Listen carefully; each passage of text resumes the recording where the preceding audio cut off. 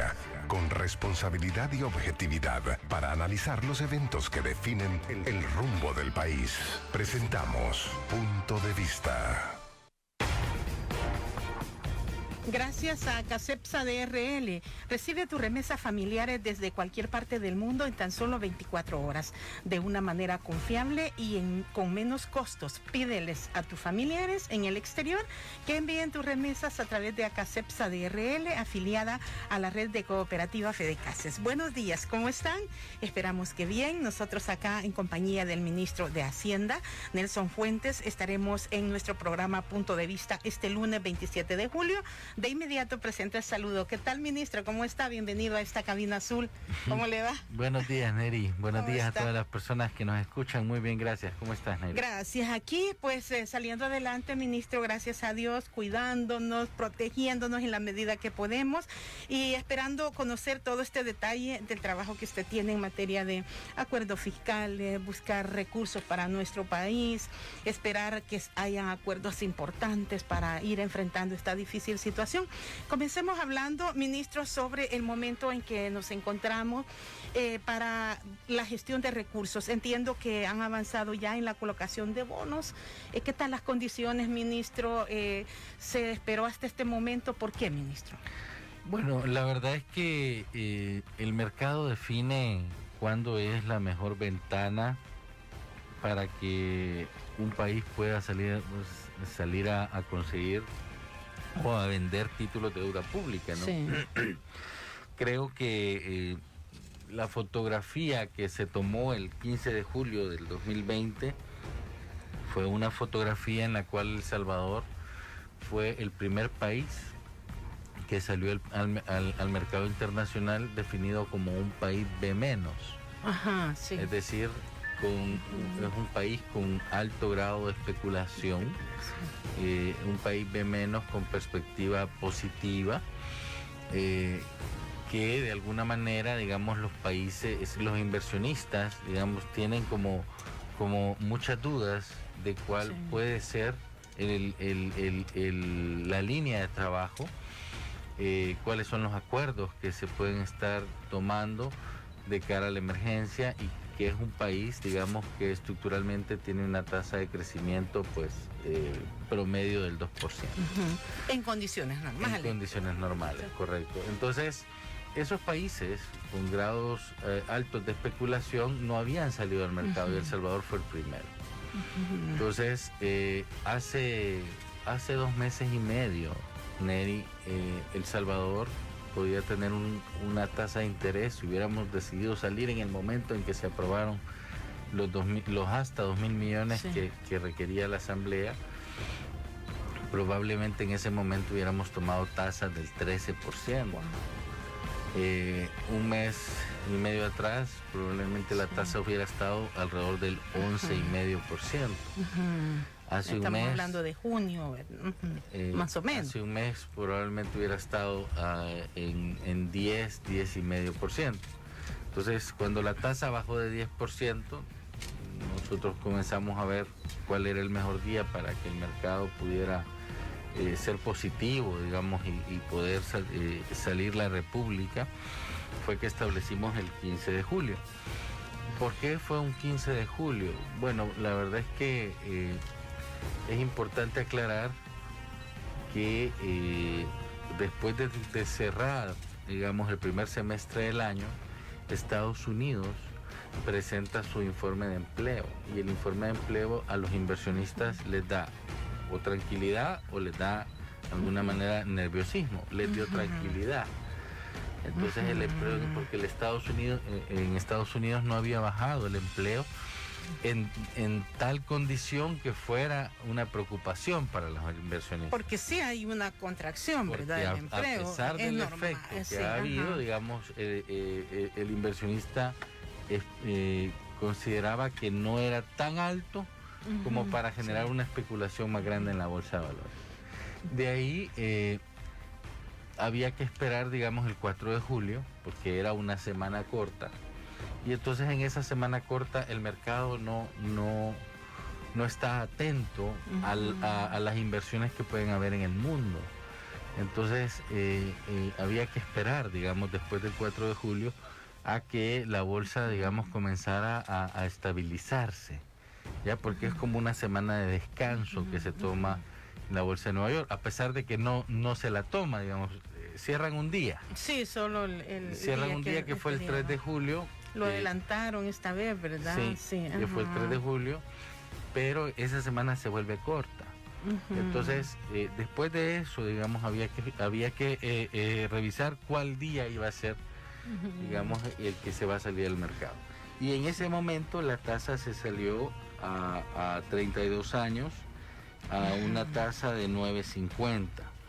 Esa fotografía era la fotografía que el mercado decía: yo no voy a pagar, yo no quiero ganar más ni menos por un cupón, por una emisión en El Salvador. Entonces, ¿y cuándo sabemos que esa emisión, digamos, fue en ese momento, en esa fotografía, el precio justo para el inversionista y para la República? Entonces, el 9.50 se establece como a par de un 100%, es decir, 9.50 es igual a 100% de su valor. Si ese 100% a los 2 días refleja que está por encima del 100%, significa que los inversionistas compraron el título a un precio que todavía le es rentable revenderlo en el mercado secundario. Pero si está por debajo de par, que es el 100%, significa que el precio justo fue que la República tuvo un mejor precio que el mercado. ¿Por qué? Porque el inversionista dice que hubiera querido más tasa de interés. ¿Ya?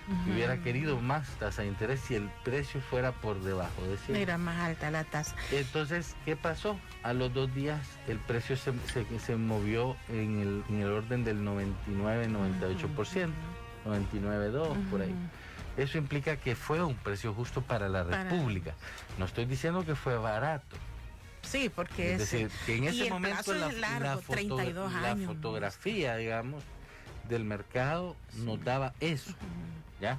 Sí. Y creo que en estas condiciones, digamos, lograr un país de menos $1 billón o $1.000 millones, pues no cualquier país tiene la capacidad de lograrlo, ¿no? ¿Y esto en qué se va a traducir, ministro? Una vez ya, como dice usted, con estas condiciones del mercado dentro de lo que cabe, digamos, con factores a favor, ¿qué podemos esperar para nuestro país? Porque venía necesitando la emergencia, reorientar recursos financieros para su atención. Ahí tenemos que hablar de los 2 ámbitos de financiamiento, ¿no? Tanto de los préstamos como de la emisión. En materia de la emisión, de esos 1.000 millones, hay 645 que son destinados para el financiamiento del presupuesto, que tienen de base el decreto 522 del año 2019, donde se aprueba el financiamiento del presupuesto. Ese es el primer tramo, ministro. Uno de los tramos, ¿verdad? Sí, es decir, nosotros tenemos 3 decretos de financiamiento. Tenemos el 522, tenemos el 608 y tenemos el 640. Entonces, son el 3. 522, dice usted, está para el presupuesto ordinario. Sí. Entonces, de estos 1.000 millones son 645 son para financiar, digamos, el presupuesto ordinario. ¿Ya? De ahí tenemos...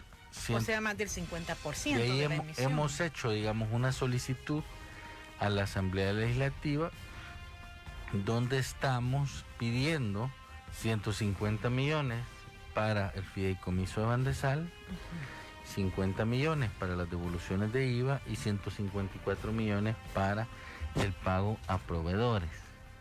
En ese sentido va, digamos, el recurso de los 1.000 millones. Sí. Las devoluciones de IVA, ministro, son del ejercicio 2019. No, de 2020. Ahora bien, por eso le decía que hay que ver dos ámbitos. Este es el ámbito de la emisión y ahora vamos al ámbito de los préstamos. Nosotros hemos mandado a la Asamblea más o menos 1.009 millones de dólares, de los cuales 389 fueron los que aprobaron del Fondo Monetario Internacional. Sí. Entonces, ¿qué nos quedó pendiente? Nos quedan 500 millones del BID, 50 millones del BID destinados exclusivamente a salud, 20 millones del Banco Mundial que ya están en etapa de asignación presupuestaria y 50 millones del BESI. ¿Ya? Eso es lo que hemos enviado a la Asamblea Legislativa. Entonces, de ahí se van a destinar recursos para los municipios, se van a destinar recursos para FOPROMID, para el Hospital El Salvador, para productores agrícolas, para el subsidio de planillas, para el pago de pensiones de veteranos y excombatientes. Sí, que no les han pagado. Y 75 millones para asignaciones prestadas del Ministerio de Hacienda. Entonces, ese es el destino de los recursos. Entonces, creemos que esta tarde que vamos a ir a la Asamblea Legislativa, la Comisión de Hacienda, ¿verdad? Sí, a explicar, digamos, este destino, esperaríamos nosotros que la Asamblea pues tenga bien la Comisión de Hacienda de aprobar, digamos, la ratificación de los préstamos.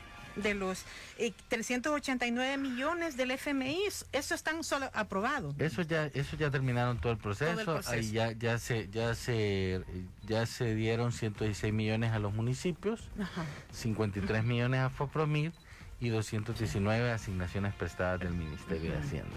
Y entonces eso ya terminó, esa etapa ya terminó. Estamos ahorita en la etapa de revisión de los 620, que son 550 del BID, 20 del Banco Mundial y 50 del BESI. Y en estos 620 es que se está incluyendo para productores agrícolas, decía usted, para el caso de veteranos, es decir que todavía los recursos para estos rubros deberán seguir esperando. Están en la Asamblea. Dependerán del acuerdo en la Asamblea Legislativa. Sí, están en la Asamblea, fue lo que nosotros llevamos a solicitud de ratificación la semana pasada. Ellos lo autorizaron hace algunas semanas atrás. Nosotros teníamos que esperar a que el Diario Oficial publicara, digamos, todas las primeras vueltas, las autorizaciones legislativas, y una vez que el Diario Oficial está la Gaceta publicada, digamos, eso se envía a los organismos internacionales y ellos nos dan el aval para llevarlo a la Asamblea a la ratificación. Entonces es así el proceso. Ahora bien, hay un préstamo de finanzas públicas del BID y de atención a la emergencia por 250 millones. Ese préstamo, incluido dentro de los 620, tiene una fecha límite. Y es que si no está ratificado y publicado en el Diario Oficial a finales de este mes, el préstamo se cancela. 250 millones de dólares. Sí, porque esa es una línea contingente del BID que no va a ser cancelada en la primera semana de agosto. Si en la primera semana de agosto no se ha aprobado la ratificación del préstamo, entonces el desembolso se cancela. Se cancela. Y esta dice es directa para atender la emergencia. ¿Qué es estos préstamos? ¿Por qué tiene una característica especial, una línea de contingencia, ministro? Los organismos internacionales, Neri, hicieron líneas de crédito nuevas de cara a la pandemia. Entonces prácticamente todos los organismos internacionales establecieron nuevas líneas de crédito contingentes para poder pues atender oportunamente la emergencia. Entonces por eso es que tienen algunas restricciones, ¿no? Y si no se logra la ratificación, en ocasiones anteriores he conocido de que hacen gestiones para solicitar ampliación de plazo. Se requeriría una nueva evaluación que probablemente dure unos 3 meses, Neri. Ese tiempo será valioso en términos de necesidades financieras. Sí, Sí. ¿Y qué espera? ¿Cómo ve usted, digamos, los escenarios que han antecedido a acuerdos para préstamos y, bueno, también para cuestiones La verdad fiscales? es que es difícil decir, Neri, qué puede pasar. Creo que estamos entrando en una etapa política electoral que cada día se vuelve más compleja y que los objetivos de política electoral pues tienen cada uno su versión del país, ¿no? De lo que pasa en la economía, de lo que pasa en la sociedad, y eso comienza a subir volumen. Y eso que sube volumen en realidad no abona, digamos, a la situación financiera del Estado. El Estado puede ser en algún momento, tener algunos momentos más críticos que otros, debido a esa falta de acuerdos políticos, porque ya tenemos una fotografía, digamos, de cara a las elecciones, Nelly, y eso para mí es un riesgo. Es un riesgo porque podemos atentar, digamos, a poner al país en una situación más crítica. Entonces yo creo importante que alcancemos acuerdos por la estabilidad financiera del país, ¿no? Creo que es importante que la Asamblea logre, digamos, visualizar que estamos en un contexto de emergencia y que el Estado pierda $1.000 millones en su presupuesto y que tenga que atender, digamos, las necesidades de cara a la pandemia. No es un contexto normal. Sí, y sin embargo, hay, como dice usted, en este escenario político electoral, mucho de este componente de transparencia. Es como el argumento para justificar las posiciones políticas en la Asamblea. ¿Estarían y cuáles son las herramientas, por ejemplo, para mandar ese mensaje, decir, esta es la transparencia, no sigamos desgastándonos?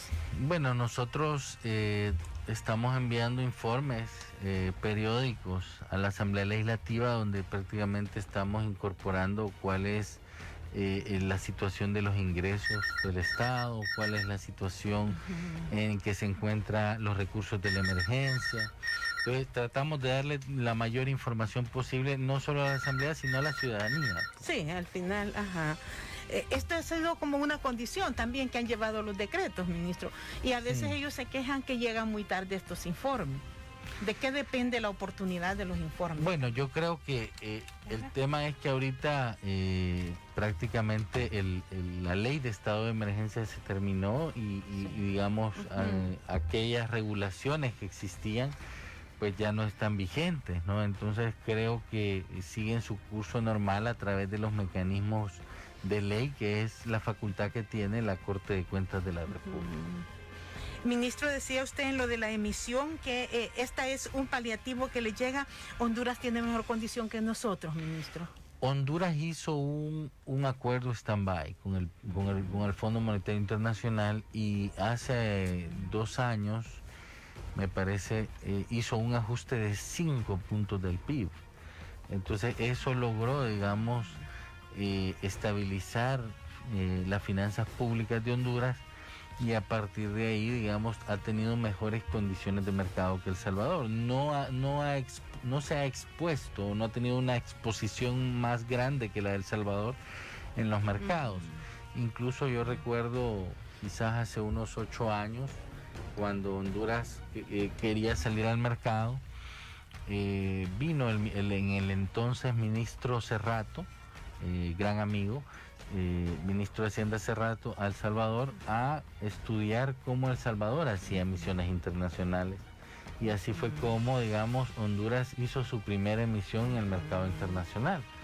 Entonces Honduras ha hecho un gran trabajo en materia de finanzas públicas, logró, digamos, un acuerdo con el fondo para poder alcanzar la sostenibilidad, y eso le dio muchos réditos, porque incluso logró no solo, digamos, generar ese ajuste que al principio se pensaba que podía ser muy duro, logró tasas de crecimiento mayor.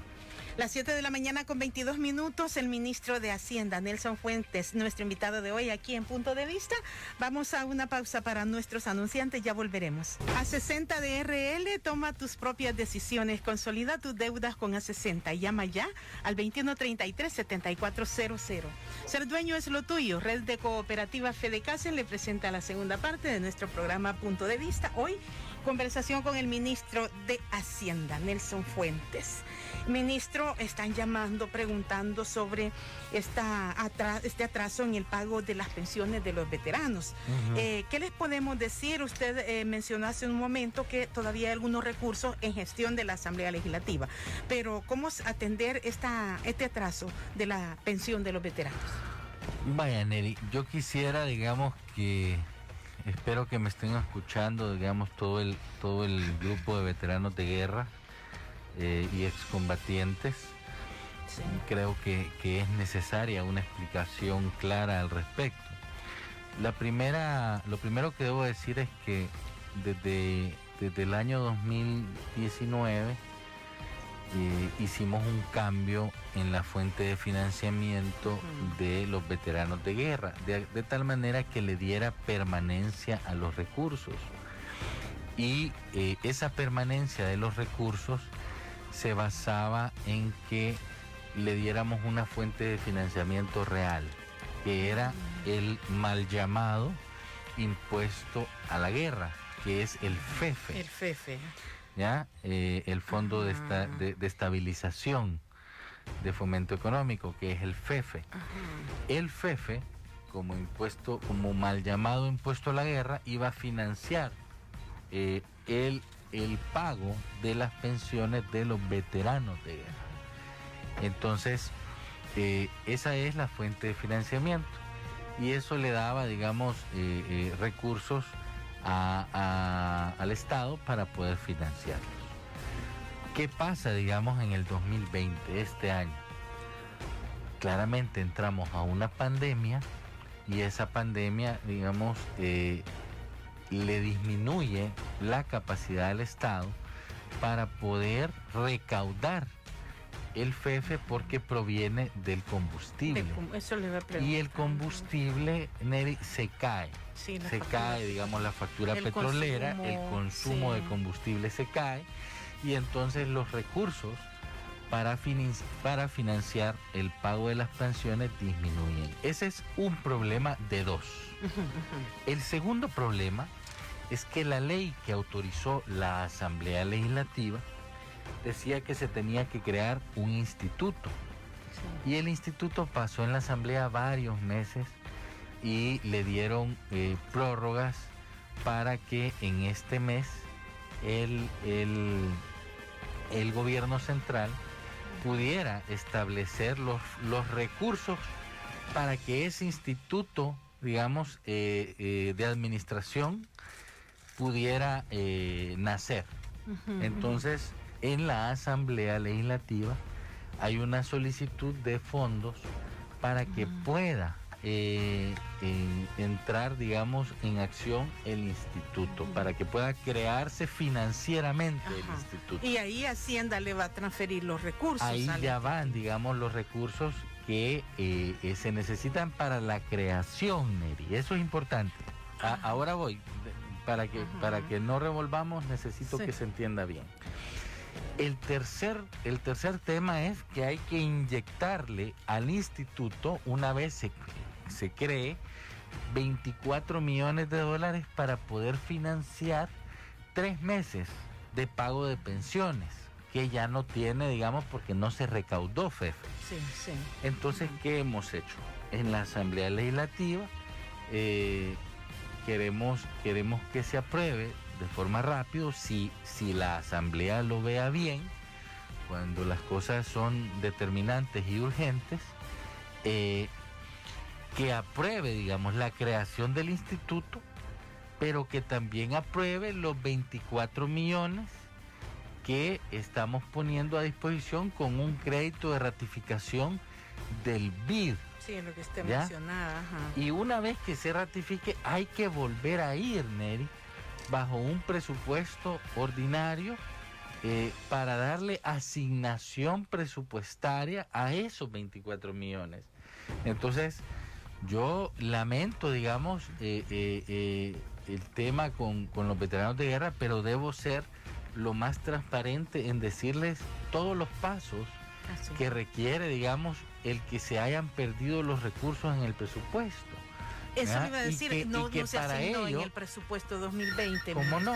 Pero como se perdieron, o sea, se dejó de percibir ingresos por FEFE. Porque sí. Ya, entonces, ¿qué pasa? Ahora hay que ir a la asamblea y que la asamblea ratifique el destino, ratifique el gasto. Y como he dicho antes, nosotros tuvimos que esperar a que se publicara en la Gaceta del Diario Oficial, ¿verdad?, para que pudiéramos ir a solicitar la ratificación, y en esta solicitud de ratificación es que estamos poniendo 24 millones para el pago de 3 meses. El instituto ha estado funcionando, fíjese, ministro, porque hay hasta una junta directiva. O sea, me llama la atención porque usted dice a partir de la creación, pero ellos dijeron la creación financiera. Ok. Ajá, la creación financiera, Nelly. Por eso decía yo que era la creación financiera. Deberá seguir entonces esperando los veteranos y excombatientes hasta que se cumpla todo este proceso. No hay un mecanismo. Yo creo que si realmente este fuera un tema de país, de urgencia para la Asamblea Legislativa, así como lo es para el órgano ejecutivo, debería de hacer 2 plenarias el jueves la Asamblea Legislativa. Sí, hay uno de los veteranos aquí en la línea número 2, dice. Debería la Asamblea Legislativa aprobar la ratificación de los recursos, cerrar la plenaria, abrir la plenaria y aprobar la asignación de los recursos en el presupuesto extraordinario y ordinario. Y salimos el mismo día con todas las aprobaciones legislativas. Eso sería. Pero una forma eso requiere, digamos, de un esfuerzo importante de parte de la Asamblea de querer aprobar el destino de los recursos. Entonces, de tal manera que el mismo jueves haya 2 plenarias. Miércoles va a ser ahora. Bueno, mejor todavía. Porque que pueden hacer una miércoles y una jueves también. Entonces, el miércoles se ratifica y el jueves se dan asignación a los recursos. ¿Por qué? Porque es lo mismo. Porque en este caso en particular se deben aprobar por mayoría calificada tanto la ratificación como la asignación. Entonces, no deberíamos complicarnos porque la ratificación es ya aprobar el destino de los recursos. Entonces, la asignación presupuestaria es un mero proceso, es un mero trámite que requiere mayoría simple, pero como el decreto 608 decía que también la asignación de los recursos debería ser mayoría calificada, entonces pues debería de aprobarse rápido. De lo contrario, nunca van a llegar los recursos a donde se necesita. Es difícil. Fideicomiso, ¿cuándo comenzará a funcionar? Y usted me decía que hay una parte de los recursos que ya están asignados para la administración del fideicomiso. Ya hay 150 millones que están destinados para el fideicomiso de Bandesal. Y hay otros 350 millones que es un crédito para Bandesal, para el fideicomiso, que se está trabajando con el BESIE. Y que habrá que ir a la Asamblea a solicitar la garantía del Estado. Estos 150 millones de dólares ya asignados a Bandesal es un fideicomiso. Esos van a entrar a la Asamblea, supongo que en la próxima plenaria, y tendrán que ser incorporados, digamos, a la agenda para que puedan ser aprobados lo más pronto posible. Esos son parte de los recursos de los 1.000 millones. Sí, no hay una fecha, por ejemplo, para decir a partir de cuándo una empresa amparada al fideicomiso puede iniciar el trámite. Me encantaría decir una fecha, Neri, sí, pero porque me estaban preguntando. Eso depende de cuándo lo apruebe la Asamblea. Dice, pregúntele al ministro cómo va el proceso de las devoluciones, ministro. El proceso de las devoluciones. A ver, quiero ver. Ahora llevamos, la semana pasada yo había hablado de 16 millones, esta semana tenemos 17 millones 70 mil en devoluciones de impuestos pagados. Teníamos menos de 100 mil contribuyentes o casos a los cuales le habíamos devuelto. Ahora tenemos 104 mil 101 casos que le hemos hecho la devolución de impuestos y vamos a un 51% de las devoluciones pagadas. Entonces esperamos, digamos, que en los próximos meses se pueda pagar el diferencial. Sí, hablando de la estabilidad fiscal, ministro, la sostenibilidad, ¿qué factores, por ejemplo, ve usted se pueden ir como potenciando para llevar un poco de mayor tranquilidad, tanto a nivel nacional como internacional? Bueno, yo creo que en primer lugar el país debe continuar un esfuerzo por una relación muy fuerte con los organismos internacionales, un diálogo muy transparente y abierto, de tal manera que eso le dé el respaldo a la situación financiera, macroeconómica y fiscal del país. Eso implica, digamos, que en los próximos años los presupuestos del Estado tienen que ser redireccionados, de tal manera que se cubran las prioridades esenciales que requiere este país. De lo contrario, digamos, será difícil conseguir los acuerdos políticos para su aprobación, porque los niveles de financiamiento van a ser muy altos. Entonces se requiere realmente un estudio a profundidad del presupuesto público enfocado a prioridades después de la pandemia. Cuando habla de que deben ser redireccionados los presupuestos, ministro, ¿en qué áreas, por ejemplo, se puede ir pensando en Bueno, yo creo que sin duda alguna el área de salud en los próximos 5 o 10 años será crucial, digamos, el fortalecer todo el sistema de salud pública. Seguramente va a requerir, digamos, en materia de seguridad, que el país siga teniendo, digamos, un presupuesto importante, y habrá que reenfocar, creo yo, toda la parte económica. Reenfocarla significa cuáles son aquellas prioridades que se pueden establecer bajo asocios público-privados, cuáles son aquellos rubros de la economía que deben ser más fortalecidos por parte del Estado, y cuáles son aquellos que el Estado puede liberar, de tal forma que la economía, digamos, crezca vía inversión privada. Entonces yo creo que hay que hacer un análisis de estrategias y de prioridades para los próximos años.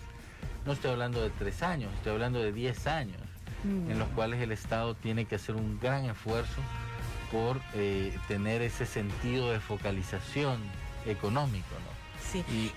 Y de que, por ejemplo, esto de la deuda preocupa a todos los sectores, ministro, y ¿qué hará el país? Porque ahora estamos hablando de todo emisiones y préstamos, pero significa también un compromiso a futuro. ¿Cómo puede El Salvador hacer frente a esta deuda que se incrementa en el país?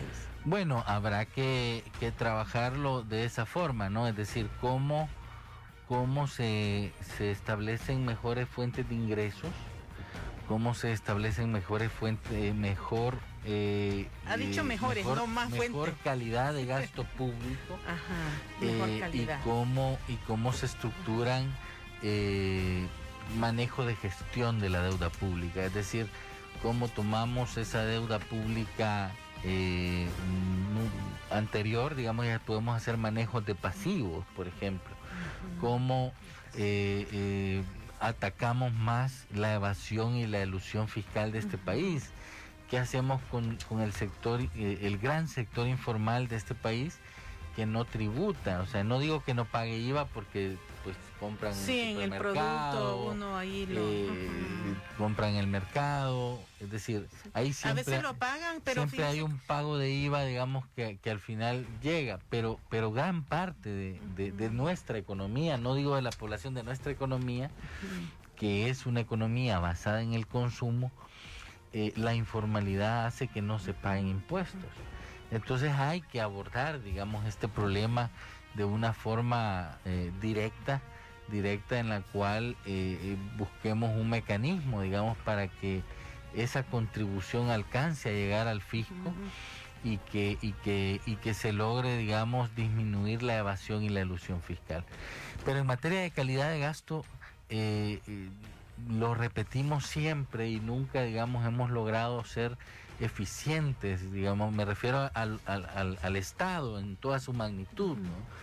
Que debe hacer esfuerzos por tener una mejor calidad de gasto público reenfocada directamente a tener resultados, ¿no? Es decir, si ya no podemos ser carpinteros en este país, debemos tener a niños educados bajo tecnologías, con una computadora, con una tablet, pero si nos dedicamos a reparar pupitres, a reparar pizarras, a reparar salones de clase, probablemente eso no me dé ningún valor agregado a la educación, Neri.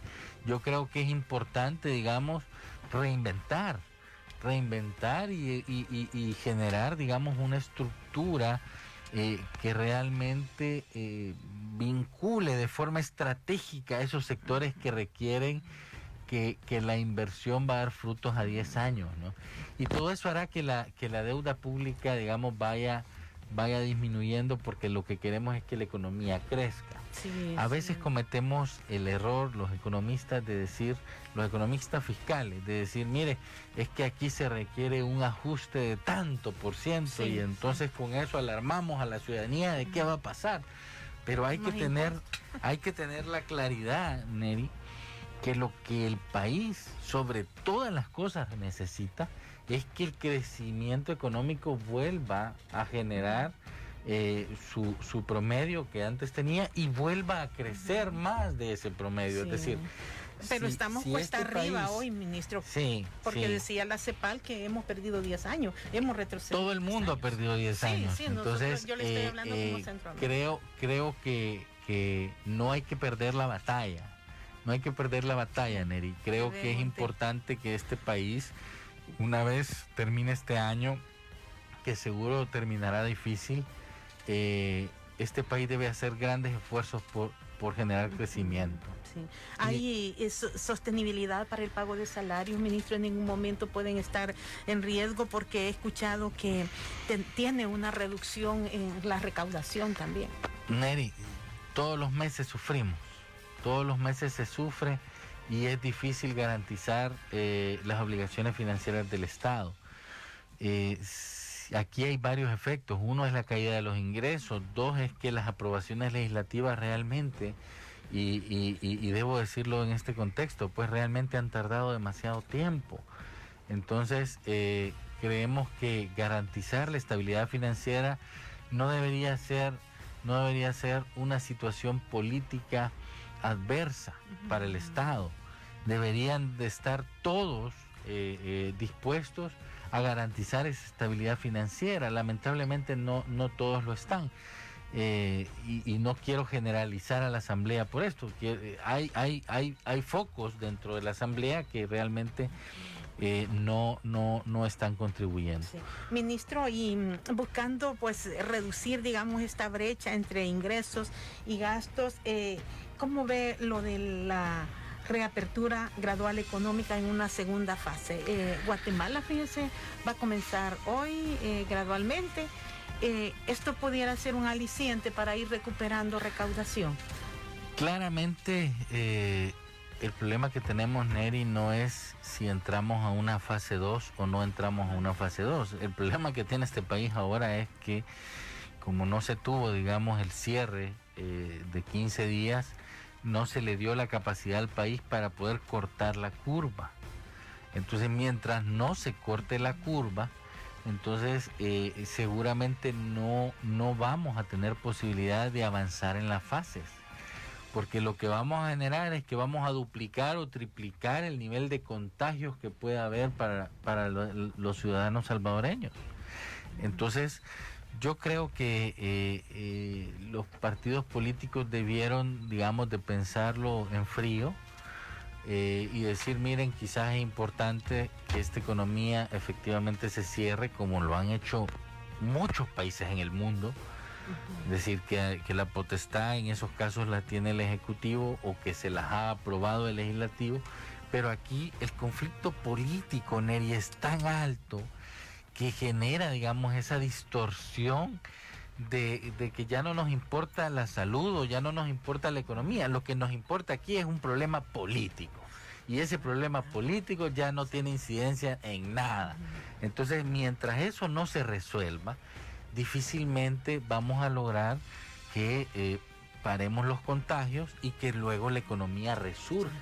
Entonces es difícil tu pregunta, Neri, porque para el Estado, digamos, la economía debe funcionar. Ningún Estado le conviene, ¿verdad? No, pero para eso, digamos, hay que hacerse un paso atrás y decir, vaya, ¿saben qué? Comencemos bien, pues.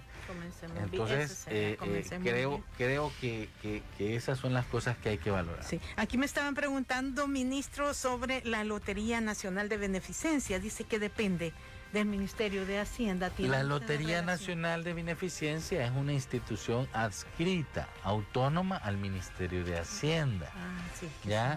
Pero tiene un presidente y tiene su propio consejo directivo y ellos toman, digamos, las decisiones como consejo directivo. Ahí el ministro o los titulares del ministerio, digamos, no tenemos un poder de decisión o el que la lotería tenga por ley que informarle al Ministerio de Hacienda. Ellos son una institución autónoma como el resto que hay, ¿verdad? CEPA me parece que está adscrita a obras públicas o a economía. Sí, creo que a obras públicas, ANDA está adscrita a obras públicas y así, ¿verdad? Es decir, es un tema de a qué institución está adscrita, pero eso no implica que tienen que tenemos que tomar decisiones o nos tienen que informar. Sí. Bueno, ministro, muchas gracias por compartir con nosotros esta mañana y con toda la audiencia. Esperaremos cómo le va por la tarde en la Asamblea Legislativa y ojalá pues para los veteranos que estuvieron llamando insistentemente se pueda, como dice usted, buscar un mecanismo de agilización. Bueno, Neri, muchas gracias por el tiempo que me ha brindado y que hemos podido hablar con la población. Y ojalá que hayamos podido responder con claridad todas las consultas. Muchas gracias a todos. Muy claro, gracias a usted por su participación también. Y vamos a ir al cierre del informativo en la mañana de este lunes.